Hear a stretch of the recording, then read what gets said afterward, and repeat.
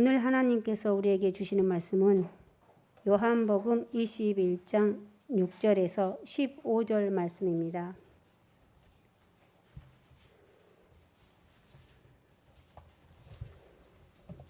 제가 봉독해 드리겠습니다. 예수께서 그들에게 말씀하셨다. 그물을 배 오른쪽에 던져라. 그리하면 잡을 것이다. 제자들이 그물을 던지니 고기가 많이 걸려서 그물을 끌어올릴 수가 없었다. 예수가 사랑하는 제자가 베드로에게 저분은 주님이시다 하고 말하였다.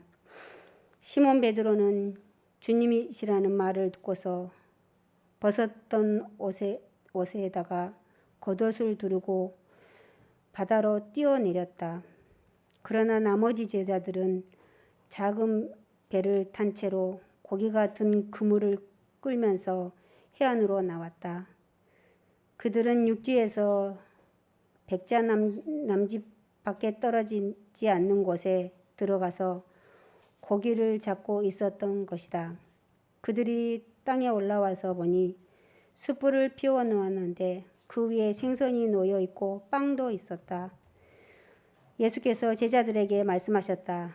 너희가 지금 잡은 생선을 조금 가져오너라. 시몬 베드로가 배에 올라가서 그물을 땅으로 끌어내렸다. 그물 안에는 큰 고기가 153마리나 들어있었다. 고기가 그렇게 많았으나 그물이 찢어지지 않았다. 예수께서 그들에게 말씀하셨다. 와서 아침을 먹어라. 제자들 가운데서 아무도 감히 선생님은 누구십니까? 하고 묻는 사람이 없었다. 그가 주님이신 것을 알았기 때문이다. 예수께서 가까이 오셔서 빵을 집어서 그들에게 주시고 이와 같이 생선도 주셨다. 예수께서 죽은 사람들 가운데서 살아나신 뒤에 제자들에게 자기를 나타낸 것은 이번이 세 번째였다. 그들이 아침을 먹은 뒤에 예수께서 시몬 베드로에게 물으셨다. 요한의 아들 시몬아, 내가 이 사람들보다 나를 더 사랑하느냐? 베드로가 대답하였다. 주님, 그렇습니다. 내가 주님을 사랑하는 줄을 주님께 아십니다. 예수께서 그에게 말씀하셨다. 내 어린 양떼를 먹여라. 김영곤 목사님께서 설교해 주시겠습니다. 할렐루야, 반갑습니다. 오늘 우리가 요한복음의 마지막 시간으로 할까 싶습니다. 예전에 제가 예수님의 생애에 관하여서 설교를 할 때에 요한복음 이 부분을 이미 다 또 설교를 했던 적도 있기 때문에 오늘로서 요한복음을 마무리 짓고자 합니다. 예수님의 생애에 관하여서 여러분들에게 설교할 때에 그 순서를 여러분 기억하십니까? 한다는 말씀인지 못한다는 말씀인지요. 기억하십니까? 또 한다면 그죠? 앞에 나도 시켜볼까봐 또 그죠? 한다 하지도 못하고 보통 우리가 한 200번 정도를 반복해야지 자기 것이 된다라고 이야기를 하거든요. 지금 잠시 예수님의 생애에 시간선으로 여러분들에게 말씀을 드려보겠습니다.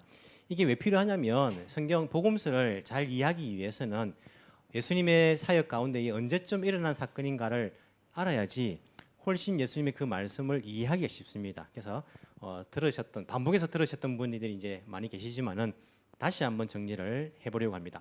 자, 예수님의 공생애 유월절을 4번을 기준으로 한다고 말씀을 드렸죠, 그죠? 자, 예수님께서 첫 번째 유월절이 있기 전에 요단강에서 세례를 받으십니다. 예수님께서 세례를 받으심으로써 공생애가 시작이 되죠. 세례를 받으시고는 그 다음 일어난 사건이 건너편 요단강 건너편에 이게 이쪽 서쪽 편이죠. 광야로 들어가셔가지고 사탄에게 40일 동안 시험을 받으신 사건이 나옵니다. 그리고는 예수님께서 어디로 가시냐면 갈릴리 지역으로 가십니다. 갈릴리 가나로 가시죠. 가나로 가시는데 갈릴리 가나에서 첫 번째 기적을 이제 행하십니다. 유월절 있기 전입니다. 첫 번째 기적이 무엇입니까? 물로 포도주를 만드는 그러한 기적이었습니다.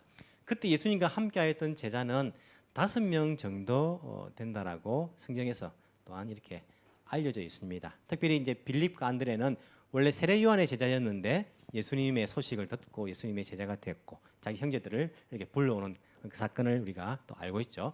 자, 이렇게 첫 번째 기적을 하시고는 그다음 첫 번째 예수님의 공생의 가운데에 유월절을 맞이합니다. 첫 번째 유월절을 맞이해서 어디로 갑니까? 예루살렘으로 올라가십니다. 북쪽 갈릴리에서 예루살렘으로 올라가시죠, 그죠?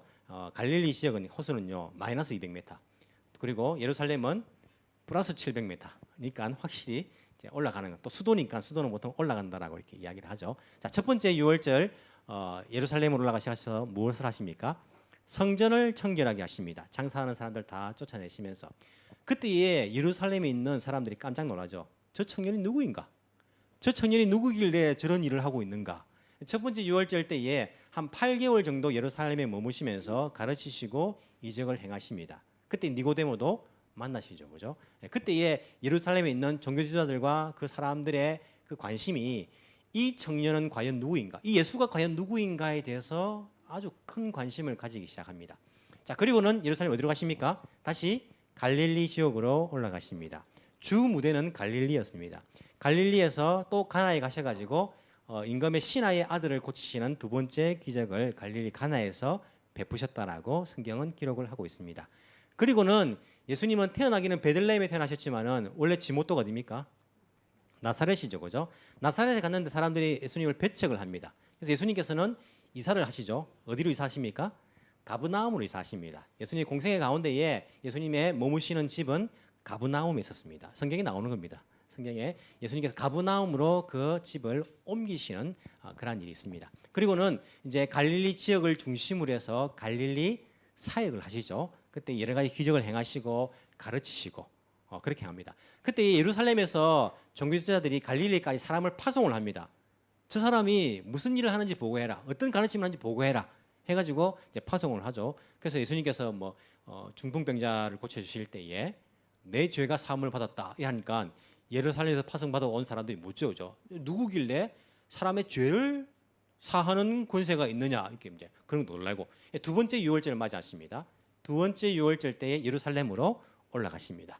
두 번째 유월절 사건은요 38년 된 병자를 고친 사건밖에 나오지 않습니다. 예루살렘에서 38년 된 병자를 고치셨는데 그때가 안식일입니다. 그래서 예루살렘에 있는 종교제자들이 안식일의 법을, 안식일의 전통을 깨는 이 사람이 과연 선지자인가, 과연 하나님이 보내신 자인가에 대한 의문들을 가지기 시작합니다. 그리고는 다시 갈릴리로 가십니다. 두 번째 유월절이 지나서니까 만 1년이 지난 거죠. 다시 갈릴리로 가셔가지고 이제 그 전에 이제 마태도 부르시고 제자들 한 명씩 부르시지 않습니까? 그래서 두 번째 유월절이 지나시고 갈릴리로 가셔가지고는 많은 제자들이 있었는데 그 중에서 12명을 따로 세우십니다. 12사도를 세우십니다. 그리고 그때의 산상수훈의 말씀들, 율법을 이제 재해석하시죠. 율법의 올바른 의미들을 가르쳐 주시죠. 산상수훈의 말씀들을 베푸십니다. 그리고는 이 두 번째 유월절이 지나고 한 절반 정도, 세 번째 유월절까지 절반 정도 지났을 시점에 그때에도 예루살렘에서 종교지자들이 예수님이 어떤 사람인가를 파송해서 사람들이 보고 이제 보고해라 하죠. 그때에 앞이 안 보이고 말을 하지 못하는 그런 귀신 들린 사람이 있었는데 예수님께서 그 사람을 낫게 해줍니다.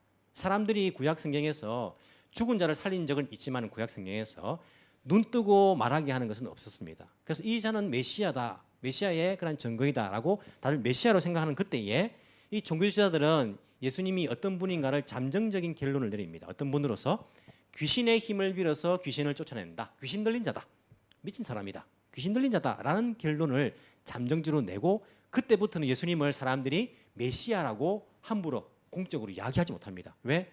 지도자들이, 정치 지도자들이, 종교 지도자들이 예수님을 귀신의 힘을 빌어서 안식일을 이렇게 범할 수가 없다. 하나님 보낸 사람이며 자기가 뭔데 죄를 사해 주는가? 있을 수가 없다. 신성모독이다라고 하면서 그렇게 잠정적인 결론을 냈기 때문에 사람들은 예수님을 공적으로 메시아라고 말하기를 두려워합니다. 예수님께서도 그때부터는 그전에는 사람들에게 가서 너 가족들에게 말하고 가서 사람들에게 말하라 어떤 일이 있었는지라고 하셨는데 그때부터는 사람들에게 가서 말하지 마라 하십니다. 내가 메시아인 것을 말하지 마라 이렇게 하신 이유가 십자가에 달려 돌아가실 때가 안 됐기 때문이고 이 종교지도자들이 예수님을 귀신의 힘을 빌어서 귀신을 쫓아낸다라고 잠정적인 결론을 내렸기 때문에 사람들에게 말하지 마라라고 그때부터 이야기하시죠. 그리고는 이제는 그때부터 많은 대중들을 향한 그러한 가르침보다는 제자 훈련에 많이 집중을 하십니다. 제자들을 대상으로 가르침을 할 때도 사람들이 못 알아듣게 비유를 들어서 이렇게 가르치신 게 많았고, 그리고 주로 많은 대중들보다는 제자들에게 이제 훈련을 시키는 그 사건이 이제 성경에 나오고 있죠. 자, 세 번째 유월절을 맞습니다. 예루살렘 올라가지 않습니다. 올라갔다는 기록이 없습니다. 대신에 그때에 어떤 일이 있었습니까? 오병이어로 5천 명을 먹이신 그 기적이 성경에 나오고 있습니다. 그때 유월절 명절 즈음이다라고 나오죠. 세 번째 유월절로 이제 보고 있습니다. 그리고는 제자 훈련을 하는 가운데 제자들과 함께 가이사라 빌립보라는 곳으로 가시죠. 가셔가지고 예수님께서 이제는 한 2년, 만 2년 지났단 말입니다. 이 제자들에게 사람들은 나를 누구라 생각하느냐, 그리고 너희들은 나를 누구라 생각하느냐. 그때 베드로가 그 유명한 고백을 하죠. 저는 그리스도시요 하나님의 아들이십니다 라고 그렇게 고백을 하는 사건이 나오고 있습니다. 그리고는 예수님께서 예루살렘에 올라가지 않다가 어떻게 초막절이 되어서 마지막 유월절 6개월 앞두고 초막절이 되어서 제자들과 함께 예루살렘으로 올라가시죠. 그때부터는 계속 예루살렘에 계시지 않습니까? 6개월 동안. 그래서 예루살렘에서 성전에서 가르치시고 또 여러 가지 기적들을 베푸시면서 3개월 뒤가 이제 성전 봉헌절이죠, 그죠? 성전 봉헌절이 되는데 그 3개월 기간 동안은 주로 예루살렘에서 사역을 하십니다. 자, 마지막 유월절까지 3개월이 남았습니다. 그때 3개월은 베레아 지역이하고 예수님께서 처음에 세례를 받으신 그 지역은 가시지 않았기 때문에 마지막 3개월은 그 지역에서 사역을 하신 것으로서 알려져 있습니다. 그리고 마지막 네 번째 유월절을 맞이해서 예루살렘으로 입성하시고 들어오시고는 예루살렘에서 마지막 만찬을 행하시고 마지막 가르침을 펼치시고 잡히시고 십자가에 죽으시고 거기에서 부활을 하셨다라고 되어 있죠. 그리고 부활하신 이후에 40일 동안 이 땅에 계시다가 성천하시는데 사도행전 1장에 보시면요, 예수님께서 성천하신 산은 어느 산입니까? 갈릴리 산입니까? 아니면 예루살렘 가까이 있는 산입니까? 예루살렘 가까이 있는 감람산이라고, 올리브산이라고 되어 있죠. 예루살렘에서 예수님께서 성천하시는 그 사이에 40일간이라고 말하죠. 그 40일간은 예수님께서 뭘 하셨을까요? 그 행적은 어떻게 될까요? 그 40일간 행적은요, 첫 번째 무덤에서 먼저 부활하셔가지고 찾아온 여인들에게 나타나십니다. 나타나시고 그리고 제자들이 모여 있는데 거기에 예수님께서 나타나십니다. 그때에 도마는 없었습니다. 그래서 도마가 이제 예수님 그 부활을 믿지 않죠, 그죠? 다시 두 번째 제자들에게 나타나셨습니다. 그때에 도마도 있게 됩니다. 그리고 예수님께서 세 번째 제자들에게 나타나십니다. 어디에서? 오늘 본문을 보니까 몇 절이죠? 14절입니까? 예수께서 죽은 사람들 가운데 살아나신 뒤에 제자들에게 자기를 나타내신 것이 이번이 세 번째이다. 갈릴리 호수에서 예수님께서 제자들에게 부활하신 이후에 세 번째 나타나십니다. 네 번째는요. 그리고 마태복음 28장에 보시면 예수님께서 지시하신 그 산, 갈릴리에 있는 그 산에서 너희는 가서 모든 족속으로 제자를 삼고 아버지와 아들과 성령의 이름으로 세례를 주고 내가 너희 분반 모든 것을 가르쳐 지키게 하라. 지상 대명령이죠. 이게 갈릴리에 있는 산이라고 마태복음 28장에 보시면 나와 있습니다. 간혹 가다가 이 마태복음 제일 마지막에 있는 지상 대명령을 예수님 성천하시기 직전에 올리브산, 감람산에서 하셨다라고 설교하시는 분이 있는데 잘못된 겁니다. 그거는 성경에 분명히 기록되어 있습니다. 이 마태복음 28장의 그 장소는요, 갈릴리에 있는 산이고 사도행전 1장 8절의 그 명령은 예루살렘 근처에 있는 바로 맞은편에 있는 감람산에서 한 것입니다. 다릅니다. 네 번째 제자들에게 나타나신 것은 이 갈릴리 있는 산에서 지상 대명령을 주실 때에 예수님께서 나타나신 것. 그리고 고린도전서 15장에 보시면 500여 형제들에게 보이시고 500명이나 되는 그 형제들에게 부활하신 모습을 보이시고 또 고린도전서 15장에 그리고 야고보, 예수님의 형제, 동생 야고보에게 또 그 모습을 보이십니다. 보이시고 마지막으로 이 감람산에서 이 제자들에게 너희가 아니죠. 오직 성령이 너희에게 임하시면 너희가 권능을 받고 예루살렘과 온 유대와 사마리아 땅 끝까지 내 정이 되리라 라고 하신 것이 바로 이 올리브산 감람산에서 마지막 보시고 예수님께서 성천을 하시는 그 장면이 나오고 있는 것입니다. 참 쉽죠, 여러분. 그렇죠? 아시겠죠? 예수님 생애 이제 복음서를 읽을 때에 이 사건은 예수님의 생애 가운데 언제쯤 일어난 사건인가를 이해하시고 봐야지 왜 그렇게 말씀하셨고 왜 그렇게 행동하셨는가를 이해하게 됩니다. 안 그러면 이게 혼동입니다. 여기서는 가서 말해라 하놓고는 예수님 메시아인 것을 여기서는 말하지 마라. 왜 그렇게 하시는가? 변덕도 심하다. 이게 다 예수님의 생애 가운데에 그 시간적인 흐름을 보면요, 다 이해가 되는 그런 부분들이기 때문에 여러분들이 계속 반복해서 예수님의 생애를 시간적으로 이해하시고 복음서를 볼 수 있으면 훨씬 많은 그러한 은혜를 받게 될 것입니다. 예수님께서 부활하신 이후에 예루살렘에서 이 제자들이 나타나셨는데 갑자기 오늘 본문을 보니까요, 세 번째 나타나신 것은 갈릴리 호수입니다. 왜 여기서 제자들을 만나셨을까요? 왜 제자들은 왜 여기 있습니까? 갈릴리에 예루살렘 있지 않고 이들이 나는 이제 막 고기 잡으러 가련다. 뭐 21장에 앞에 보면 또 1절부터 우리가 읽진 않았지만은 시몬 베드로 또 쌍둥이라 말하는 디두모란 도마 그리고 나다나엘 세베대의 아들들 뭐 야고보 요한이죠. 또 다른 제자 둘 7명이 시몬 베드로가 나는 물고기 잡으러 가노라 하니 그들이 우리도 함께 가겠다 하고 배에 올랐고 고기 잡으러 갔다.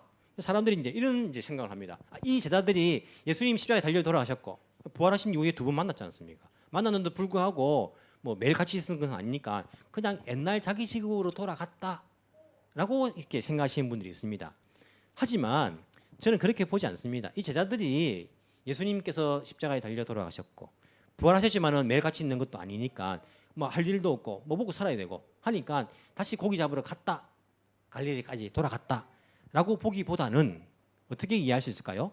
이 제자들이 갈릴리로 간 이유가 있습니다. 간 이유는 예수님께서 갈릴리에서 만나자고 하셨기 때문에 이 제자들은요 갈릴리로 간 것입니다. 예수님께서 십자가에 달려 돌아가시기 전에 마태복음 26장 32절에 보시면요 31절 32절에 보시면 잡히시는 밤에 하신 말씀이 나옵니다. 제자들에게 그때에 예수께서 제자들에게 이르시되 오늘 밤에 너희가 다 나를 버리리라. 십자가 달리시는 그날 밤이죠. 기록된 바 내가 목자를 치리니 양의 떼가 흩어지리라 하였느니라. 그러나 내가 살아난 후에 너희보다 먼저 갈릴리로 가리라. 라고 십자가 달려 돌아가시는 그 밤에 잡히시기 전에 제자들에게 말씀하신 거예요. 내가 살아나면 너희들보다 먼저 갈릴리로 가 있을게.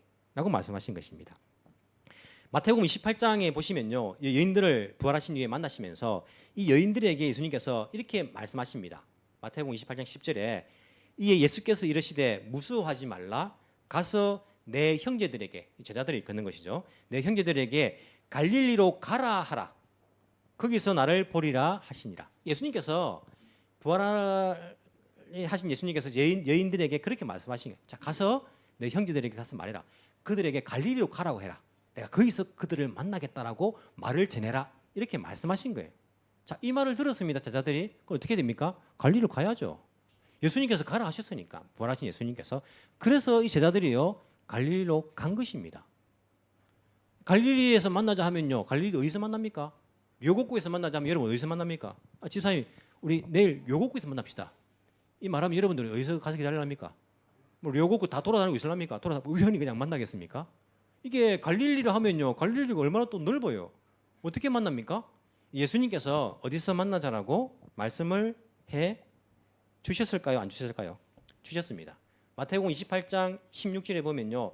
예수님께서 이렇게 기록된 부분이 있습니다. 이란 제자가 갈릴리에 가서 예수께서 지시하신 산에 이르러. 예수님께서 산을 지시해 주셨습니다. 야, 우리 그 산에서 만나자.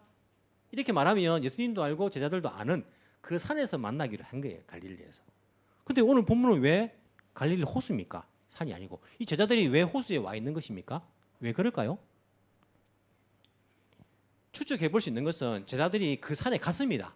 갔는데 예수님이 거기에 안 계신 거예요. 계셨으면 만났을 거 아닙니까? 안 계신 거예요. 밤이 됩니다. 먹을 것도 없고 베드로가 야, 나 고기 잡으러 가겠다 밤새도록. 그래서 밤에 고기 잡으러 가는데 다른 이 6명이 따라 나선 겁니다. 그래서 갈릴리 호수에 간 것이 아닐까라는 생각을 해볼 수가 있습니다. 예수님께서 만나자고 하자 한 그 산, 어떤 산일까요? 어떤 산일까요? 제자들도 알고 예수님도 아는 산입니다. 의미가 있는 산이겠죠. 그래서 이 어떤 산인지는 성경에 나와 있지는 않지만은요, 많은 학자들이 이 산이 바로 산상수훈을 가르치신 그 산일 것이다라고 생각을 합니다. 여러분 이스라엘 가보시면요, 갈릴리 지역에 산상수훈 팔복교회라고 있습니다. 산상수훈을 가르치신 그것을 기념하는 팔복교회가 있는 곳. 그곳에서 예수님께서 산상수훈을 가르치셨다라고 이렇게 사람들은 생각을 하는데 갈릴리 호수 바로 옆입니다. 그 산에서 보면요, 갈릴리 호수 보입니다. 큰 높은 산은 아니고 다 언덕이죠, 그죠? 거기서 보면 바로 옆에 보이는 거예요. 제가 생각하기에 예수님께서 지시하신 그 산에 예수님 안 계시니까 바로 옆에 갈릴리 호수니까 이 베드로와 제자들이 나는 고기 잡으러 가야겠다. 먹어야 될 거 아니냐? 아침도 먹어야 되고 아침에. 그래서 간 겁니다.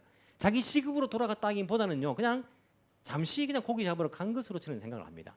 그래서 이 배가요, 본격적으로 큰 배도 아닙니다. 그리고 이 육지에서 멀리 고기 잡으러 간 것도 아니에요. 성경에 보면 그렇게 나와 있지 않습니까? 몇 절입니까? 8절입니까? 작은 배를 탄 채로, 그리고 그들은 육지에서 100자 남짓, 100자가 얼만큼 되죠? 밑에 기억 보시면 90m밖에 안 돼요. 90m. 요 앞에 나가서 고기 잡는 거래요, 그냥. 그래서 베드로가 이제 뭐 할 일이 없으니까 옛날 직업으로 돌아갔다라고 보기보다는 예수님께서 갈릴리에서 만나자 해가지고 그 산에 갔는데 예수님 안 계시니까 고기 잡으러 간 거예요, 그냥 그 밤에. 작은 배 하나 빌렸는지 아니면 뭐 이렇게 훔치진 않았겠죠, 그죠? 있던 걸 타고 나왔는지 모르지만은 가까이 간 겁니다. 가까이 가서 그물을 내려서 고기를 잡고 있었던 것입니다. 그런데 예수님께서는 이 제자들을 왜 갈릴리로 가라고 했을까요? 너희는 가서 모든 족속을 제자를 삼고, 그거 감난산에서 하면 안 됩니까? 예루살렘에서 해도 되지 않습니까? 굳이 40일 동안 계시면서 제자들 갈릴리 갔다가 또 다시 오면 얼마나 또 번거롭습니까? 그냥 예루살렘에 초막절부터 계속 있었는데 거기 있으면서 시간도 아까운데 거기서 가르쳐 주시고 마지막 명령하시고 또 시간 좀 보내다가 이렇게 승진하시면 되는데 왜 갈릴리로 가라고 하셨을까요? 왜? 사도행전 1장 4절에 보면요, 예수님께서 감난산에서는 이렇게 말합니다. 너희는 예루살렘을 떠나지 말고 약속한 성령이 올 때까지 여기서 머물러라. 예루살렘 떠나지 말라고 하시는, 그때는 또 예루살렘을 떠나지 않는 것이 예수님 뜻 같아요. 실제적으로 거기에서 성령을 받고 첫 교회가 어디서? 갈릴리가 아니고 예루살렘 교회가 첫 교회 탄생하지 않습니까? 제자들이 그 예루살렘을 중심으로 사역을 하지 않습니까? 예루살렘과 온 유대와 일단 예루살렘이란 말입니다. 근데 왜 예수님께서는, 부활하신 예수님께서 제자들에게 갈릴리로 가라고 하셨을까요? 왜 가라고 했을까요? 번거롭게. KTX가 있는 것도 아닌데 걸어 가야 되는데 한참을 가가지고 한참을 또 다시 내려와야 돼요. 갈릴리 있는 것도 아니고 다시 와야 되는데 왜 가라고 하셨을까요? 사람들에게는요, 의미 있는 장소라는 것이 있습니다. 의미 있는 장소라는 것이. 그 장소에 가게 되면 그때의 그 기억, 그때의 그 마음 다시 들 때가 있는 거예요. 우리 특히 이제 목사들에게는요, 신학을 배웠던 신학교는 의미가 있는 장소입니다. 그래서 신학교에 우리가 지금 방문을 하면 어떤 마음이 드냐면 그때의 신학생 때에 가졌던 그 마음, 처음 마음이죠. 처음 마음. 어떤 마음 주로 가졌겠습니까? 교회가 다 썩었어. 우리 기존 목사님들도 말이야, 막 돈을 좋아하고 말이야, 막 이런 마음들을 신학생들끼리 막 이야기하면서 우리는 나이 들면 절대 그러지 말자. 우리는 목사 되면 정말 주님만 사랑하면서 그렇게 하자라고 각오했던 그 초심, 지금은 또 다 변해가고 있는지 모르겠지만은, 근데 그 신학교를 방문하면요, 그런 마음이 들어요. 그때 그 마음을 먹었기 때문에 그 학교에 공부하면서 그 신학교 방문, 그 장소라는 것이 주는 의미라는 것이 있습니다. 어떤 사람은요, 자기 사랑하는 연인과 천일 기념 해가지고 처음 만났던 그 장소를 또 여행 가는 사람이 있어요. 처음 만났던 장소 가면 우리가 처음 데이트가 했던, 처음 사랑을 나눴던 그 장소 하면서 막 의미를 두지 않습니까? 거기 가면 그때의 기분이 막 떠오른단 말입니다. 그때의 그 기분이. 사람에게 장소가 주는 그 의미라는 것이 있어요. 이 제자들과 예수님은요, 주로 예루살렘이 아니고 주로 갈릴리에서 사역을 하시고 가르치시고 그들도 느끼고 그들도 배우고 체험하고, 이 장소가 갈릴리입니다. 특별히 갈릴리 가운데서도 어디입니까? 그 산, 예수님께서 산상수훈을 가르치는 그 산이라면 그 산 아닙니까? 산상수훈이라는 것은 구약의 율법을요, 예수님께서 다시 가르쳐 주신 거예요. 어떤 의미인지 율법이, 눈에는 눈, 이에는 이라고 배웠는데 그게 아니다. 율법은 뺨을 맞으면 뺨을 돌려주는 이 사랑의 그 정신이 율법이다. 예수님께서 다시 율법을 가르쳐 주시는 곳이 산상수훈 아닙니까? 흡사 구약의 모세가 하나님의 율법을 받은 그 시내산과 같은 곳이요, 이 신약에서는 그 산입니다. 그 산, 갈릴리는 그 산, 예수님께서 그 가르침을 하셨던 그 산이 구약의 시내산이라니까요. 거기에서 하나님 나라가 어떤 나라인지에 대한 가르침이 있었던 그 산, 그 의미 있는 곳에서 예수님께서 너희는 가서 모든 족속 제자를 삼고 지상 대명령을 주시는 거예요. 얼마나 의미 있는 장소입니까? 뿐만 아니라 이 갈릴리 호수가 어떤 곳입니까? 물고기를 밤새 못 잡고 있어요. 어떤 기억이 날까요? 예수님 처음 만났을 때에 밤이 새도록 우리가 수고하였으나 잡은 것이 없습니다. 베드로 그 기억이 나는 거예요. 똑같이 이제 벌어지고 있습니다. 야, 배 오른편에 그물을 던져라. 그때는 깊은 곳에 그물을 던져야 했는데 그물을 던지니까 아니나 다를까 그때처럼 또다시 고기가 이 베드로에게 제자들에게 처음 예수님을 만났던 그 기적, 그 체험, 초심이 떠오르는 거예요. 초심이 이 장소에서 예수님께서 물고기와 떡을 주시면서 그들에게 먹으라고 이렇게 말씀하시는 거 나오지 않습니까? 13절에 예수께서 가까이 오셔서 빵을 집어서 그들에게 주시고 이와 같이 생선도 주셨다. 오병이 어로 5,000명을 먹이신 그 사건도 내나 이 갈릴리 이 장소 아닙니까? 뿐만 아니라 마지막 날 떡을 떼신 것도 그 모든 기억들이요 예수님의 이 장소에서 그 행동들에 의해서 다시 오모이데 다시 기억이 새롭게 나는 것입니다. 그 초심을 다시 상기시키는 그 예수님. 이제 부활하신 이후에 이제 성천해야 되고 이제 너희들이 성령을 받고 너희들이 이제 교회를 세우고 나의 사역들을 감당해야 될 것인데 그때의 그 초심을 기억하라. 갈릴리 호수에서 그리고 이 갈릴리 산에서 그 첫 마음을 기억하면서 그 마음을 떠오르면서 다시 재정비하는 믿음을 그런 교회가 되는 그 장소가 갈릴리였기 때문에 예수님께서는요 이미 갈릴리에서 이들을 만날 것이다. 내가 먼저 가 있을 것이다. 라고 이들에게 하신 그 말씀 의미 있는 말씀을 우리가 기억할 수 있습니다. 여러분 신앙의 초심이 무엇입니까? 신앙의 초심은요 예수님과의 만남입니다.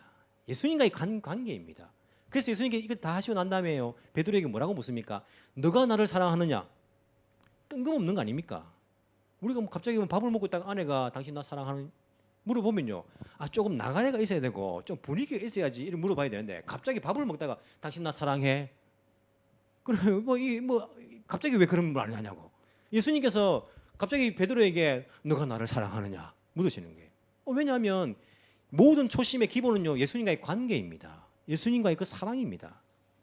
너가 나를 사랑하느냐 여기서부터 시작되는 것입니다. 우리 신앙의 회복은요 다른 사람과의 그 관계 회복이 아닙니다. 예수님과의 그 관계 회복이 우리 신앙의 회복입니다. 초심을 우리가 다시 잃지 않은 것, 다시 회복하는 것, 예수님과의 그 사랑을 회복하는 것이 초심을 회복하는 것입니다. 신앙생활은 사람과의 관계 이전에 먼저 내 사랑하는 그 예수님과의 그 관계인 것을 알아야 됩니다. 물론 예수님과의 그 관계가 사람 관계로 나오죠. 그래서 내 양을 먹이라. 너가 나를 사랑한다면 내 양을 먹이라. 여러분들에게 맡겨진 그 양들, 그 이웃들 사랑하지 않으면요 예수님 사랑하지 않는 것이다. 그것이 이제 증거는 되지만은 가장 기본적인 것은 예수님과의 그 관계, 예수님과의 그 사랑입니다. 베드로에게 예수님께서 초심을 떠올리시면서 이 추억이 있는 이 장소에서 너가 나를 사랑하느냐라고 묻고 계신 것을 우리가 볼 수 있습니다.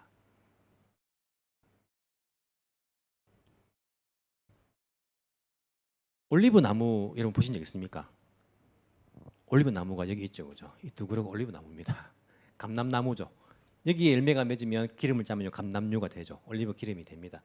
이게 코스트코에서 두 개를 샀어요. 몇 년 전에. 언제 샀는지 기억도 잘 안 나네요.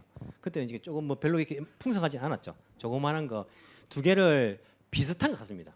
크기도 비슷하고 그리고 이게 잎도 비슷한 것을 두 개를 샀어요. 사고는 똑같은 조건에서 키웠습니다. 지금 보면 똑같이 물을 줬어요. 얘 물 줄 때 얘 물 안 준 거 아닙니다. 똑같이 물 줬어요. 그리고 화분도 똑같은 거예요. 얘는 큰 화분, 얘는 작은 화분도 아닙니다. 똑같은 화분입니다. 똑같이 모든 것을 다 똑같이 했지. 인약물 줄 때 똑같이 주고 그리고 이게 가지를 한번 다 잘라줄 때도 두 개 똑같이 다 잘라줬어요. 그냥 잘 크라고 잘라줬는데 지금 어떻습니까? 똑같습니까? 다르죠. 크기가 풍성한 것도 다르죠. 그죠? 어디가 더 풍성합니까? 저쪽이 더 풍성하단 말입니다. 왜 그렇게 됐을까요? 왜 그렇게 됐을까요, 여러분? 그걸 우리한테 물으면 어떡합니까, 목사님? 우리 오늘 처음 보는데 이게 원래 밑에 있었어요. 밑에 있었는데 다른 게 뭐냐면 우리가 이게 밑에 있을 때 우리 정문 쪽이 동쪽입니다. 아침에 이제 해가 뜨는 쪽이죠. 그러면 얘가 우리 문 쪽으로 더 바짝 붙어 있었고 얘가 바깥쪽으로 있었어요. 햇빛이 끝까지 다 들어오지는 않아요. 얘가 햇빛을 더 많이 봤어요. 햇빛 쪽에 있었어요. 조그만 차이 바로 옆에 붙어 있었는데 똑같았어요. 조건은 물도 똑같이 주고 똑같이 주고 화분 똑같고 했는데 빛을 조금 더 봤다고 얘가 더 풍성한 거예요. 우리가 똑같은 말씀을 듣습니다. 똑같은 교회를 다닙니다. 똑같은 조건이에요. 목사님이 뭐 이 사람 더 사랑하고 이 사람 덜 사랑합니까? 여러분 그렇게 느끼실지 모르겠지만 전 똑같아요. 다른 건 뭡니까? 누가 예수님, 우리 빛 대신 그 예수님을 더 향해 있는가? 그 예수님과 그 관계가, 그 사랑이 더 깊은가? 이거 하나입니다. 이거 하나에 그 믿음이 풍성한가 풍성하지 않는가의 차이예요. 믿음, 신앙생활은요 주님과의 관계입니다. 내가 얼만큼 주님을 향했고 그 사랑을 내가 회복해 가고 있는가? 여기에 큰 차이가 있다는 것이죠. 이것을 위해서 예수님께서 제자들을 갈릴리로 부르신 것입니다. 예수님께서는 그 갈릴리에서 우리를 만나길 원하십니다. 내가 너를 사랑한 이곳을 기억하느냐? 아니 이곳이 여러분들 갈릴리가 되기 원합니다. 이곳에서 나는 주님을 만났고 이곳에서 주님의 은혜를 받았고 이곳에서 내가 그 주님과의 깊은 관계를 가졌는데 내가 지금도 그 주님과 그 예수님과 깊은 사랑을 나누며 주님께서 나에게 너가 나를 사랑하느냐라고 물으실 때에 나도 주님 내가 이 모든 것들보다 주님을 사랑합니다라고 대답할 수 있는지 거기에서부터 우리의 신앙은요 회복이 시작된다는 것. 그 주님과의 그 관계가 더 깊어질 수 있는 갈릴리에서 주님을 만날 수 있는 저와 여러분이 되기를 간절히 소망합니다. 기도드리겠습니다.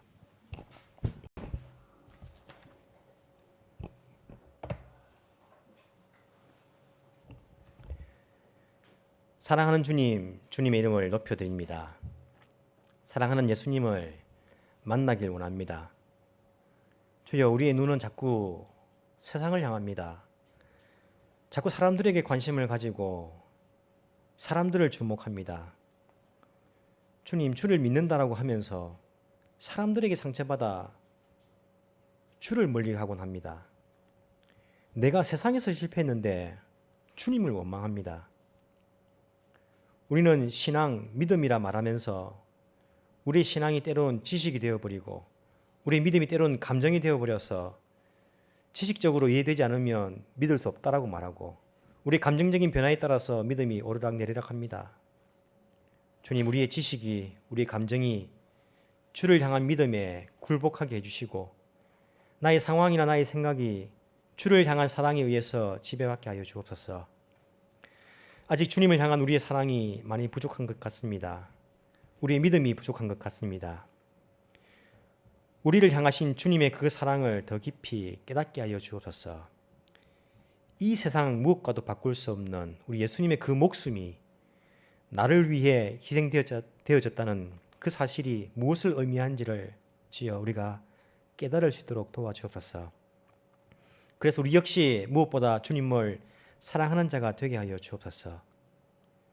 우리를 이 시간 갈릴리로 초대하시는 주님, 내가 선 이 갈릴리에서 주님을 만나길 원합니다.